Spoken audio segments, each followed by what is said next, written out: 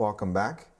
Over the past few months, we've heard that northern schools feel they're not receiving their fair of funding compared to urban schools. More recently, we've seen that in our area here, in the Near North District School Board's coverage area, there's a discrepancy in funding between this board and some of the other boards. For example, the French Public Board in 2007 will receive close to $20,000 per student, whereas the Near North Board will receive somewhere around the $10,000 mark per student. That's a lot of, that's a big difference between one school board and another in the same area, serving kids from the same communities.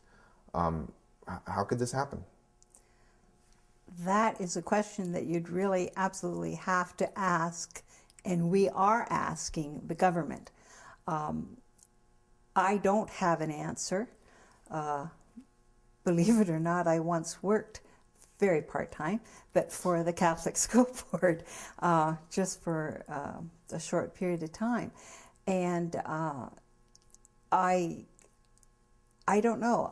I just feel that in my heart, the best way to, that I would like to see things happen is that there is not such a thing as a Catholic school board, French school board, an English school board. We are a board. We work together for our children and support them. We don't have this, to me, discrimination.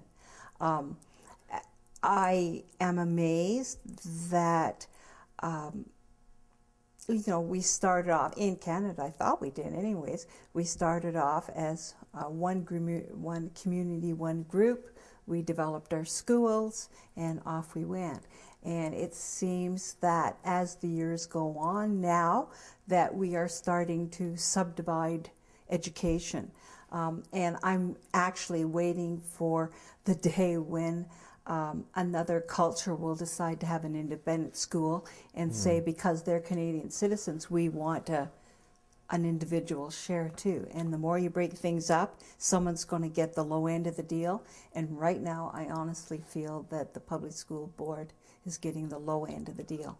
So if you're a parent with a student in a public school board, what's happening for you? What is the board doing? What do you suggest parents do? Because this is, we talked about, is this an emergency? Well, when students are sitting at desks in schools right now and their education is being paid for with 10,000 fewer dollars than one of the neighboring boards, that sounds like an emergency. So what's happening right now?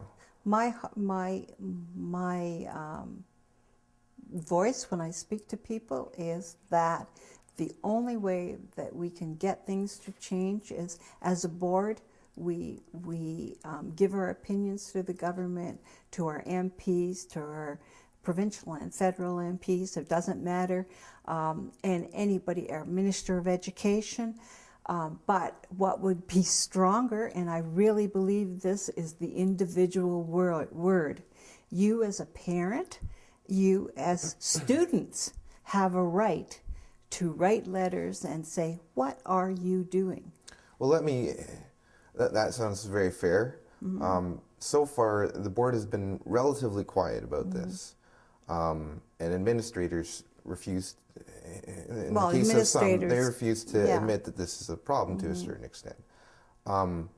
So shouldn't those leaders of the school board be out there and more visibly upset that this has happened, to be leaders of the community and lead that charge?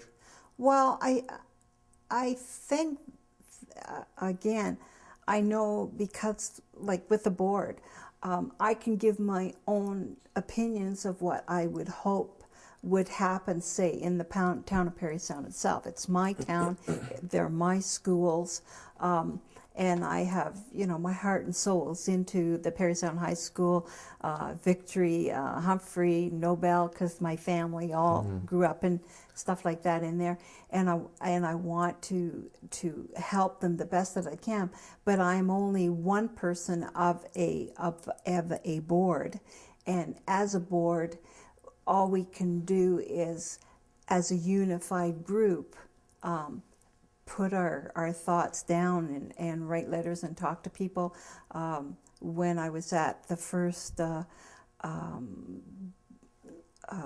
trustees meeting and I had a chance for a minute or two to talk to the minister, I did. But unfortunately, I felt that there were so many people there that she honestly wouldn't, if I phoned her tomorrow, she's not going to remember my name.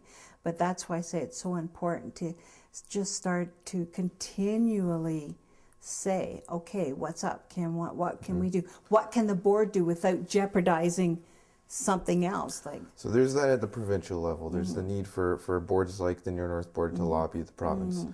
We also have some concern that the Near North Board is, the North outweighs the South when it comes to representation. Because you're the only representative from the West Parry Sound District on this board, which is different.